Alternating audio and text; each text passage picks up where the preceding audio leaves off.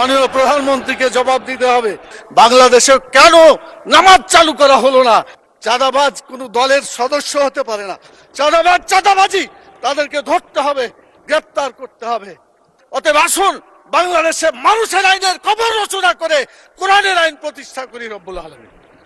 দুনিয়াতে আমরা কেউ থাকবো না, মরার পরে আমাদের আসল জায়গা। এখানে যা আলোচনা হচ্ছে সব দুনিয়া কেন্দ্রিকই আলোচনা হচ্ছে।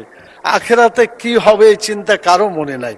আল্লাহ তাআলা সূরা আলে ইমরানের 185 নম্বর আয়াতে বলেছেন, ফামান জুহজিহা আনিন নার ওয়া উদখিলাল জান্নাত ফাকাদ ফাজ। যে ব্যক্তি জাহান্নামের আগুন থেকে বাঁচতে পারলো সেই সত্যিকার সফল হবে, এবং জান্নাতে প্রবেশ করতে পারলো সেই সত্যিকার সফল হতে পারবে। মাননীয় স্পিকার, সংসদ লবিতে ঢোকার সময় আল্লাহর প্রতি পূর্ণ আস্থা এবং ঈমান, এটা দেখার পরে মনে হয় যে আল্লাহর প্রতি যদি ঈমান থাকে তাহলে তো আমাদের আইনের উৎস আল কোরআন। কোরআনের বিধান বাংলাদেশে চালু হওয়া উচিত ছিল। মাননীয় স্পিকার, শতকরা 90 জন মানুষ যারা কোরআনে বিশ্বাস করে, এই কোরআনে যে বিধানগুলো আছে 6666টি আয়াতের মধ্যে not less than 1000 ayat belong to the positive order and not less than 1000 ayat belong to the negative order.